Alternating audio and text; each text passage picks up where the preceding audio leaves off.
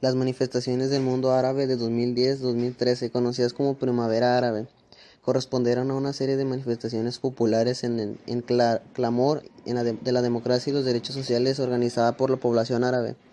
El comienzo de estas manifestaciones ocurrió el 17 de diciembre del 2010 en Ciudad de Túnez, cuando un vendedor ambulante fue despojado por la policía de sus mercancías y cuentas de ahorros y en respuesta se inmoló en forma de protesta. Durante su agonía, miles de tunecinos se rebelaron contra las malas condiciones a las que el país estaba sometido, causando en efecto dominio el resto de las naciones árabes. Desde 1987, Bin Abdine Ben Ali gobernaba Túnez con un gobierno considerado autoritario.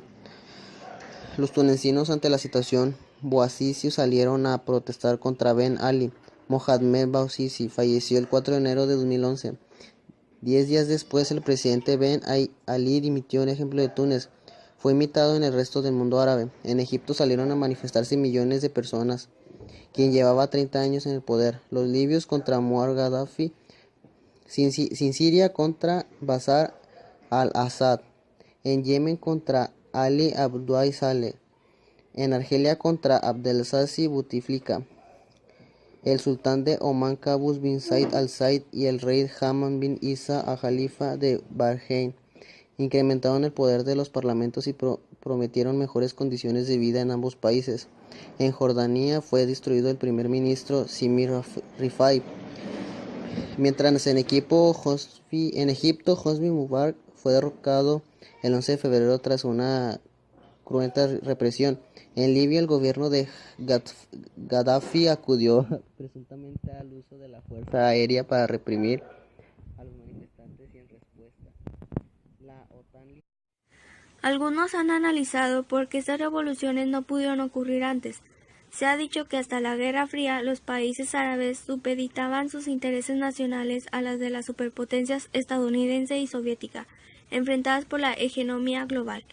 No es hasta el fin de la Guerra Fría cuando, salvo excepciones, se permite a estos países mayor libertad política, concediendo con un amplio proceso de globalización que difundió las ideas del Occidente, y que a finales de la primera década del segundo milenio terminó por tener una gran presencia de las redes sociales, que en 2008 se impusieron en Internet.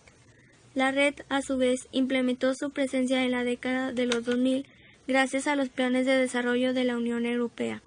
La mayoría de las manifestaciones fueron jóvenes.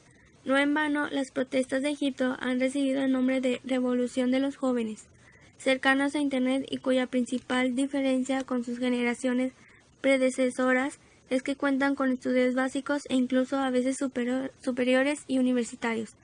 Immanuel Wallerstein considera la primavera árabe actual como una segunda rebelión árabe, heredera de lo que denomina espíritu o corriente de 1968 anticolonialista frente al exterior y antiautoritaria frente al interior, que no llegó a triunfar en su día y que ahora vuelve a resurgir, aunque contradicciones, y que debe entenderse como parte fundamental de los movimientos mundiales de protestas. Principales conflictos. A estas causas compartidas por los países de la región se le añaden otras particulares. En caso de Túnez, la cantidad de turismo internacional y en especial europeos, que recibía consigno un mayor arraigo de los planteamientos típicos de la democracia liberal. Túnez poseía además un gobierno menos restrictivo, su economía estaba a manos de unas pocas familias oligarcas que asumían muchas de las filiales de grandes empresas extranjeras, especialmente francesas, que acopaban los sectores turísticos, financieros, distribuciones comerciales, telecomunicaciones, seguros y industrias. Y gobiernos de Ben Ali estaban además bien vistos por la Unión Europea, con quien firmó un trato de liberal comercio del 2008. El régimen de Ben Ali había logrado un crecimiento sostenido, pero concentrado en unas pocas clases ricas situales y en las costas del norte y noreste, en tanto que el resto del país era pobre Esta pobreza se acentuó a partir de la crisis económica de 1908, que redujo el empleo y los salarios. Los parados llegaron a ciertas cifras oficiales a situarse entre el 20% y el 30% de la población de países, pero en como un porcentaje de 60% entre los menores de 30 años, donde cerca del 75% de los pobladores no supera esa edad. Es importante contar aquí a las mujeres que en Túnez no sufren la represión islámica de otros estados, así probablemente les falta expectativas de la vida decentes para la juventud. Fue un donante mayor que la carestía de los productos básicos. La crítica a las reacciones internacionales.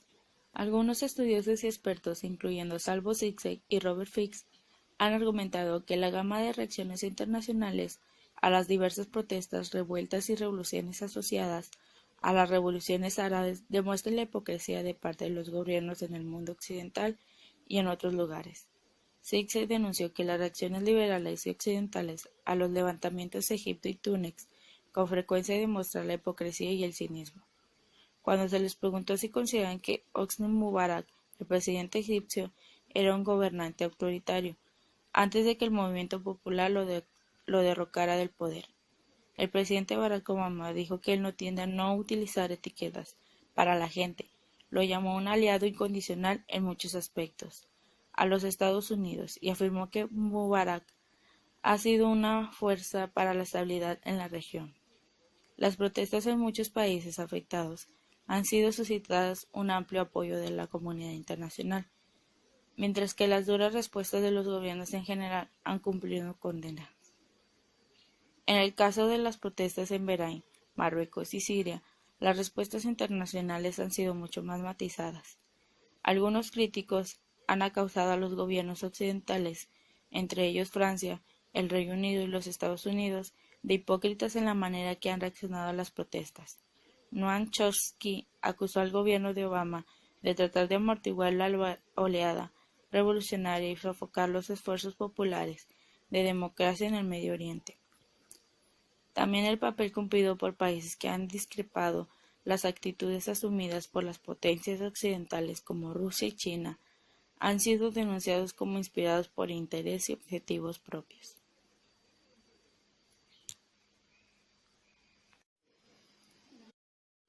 La crítica a las reacciones internacionales. Algunos estudiosos y expertos, incluyendo Salvo Zizek y Robert Fix, han argumentado que la gama de cronología de las protestas de la Revolución Democrática Árabe.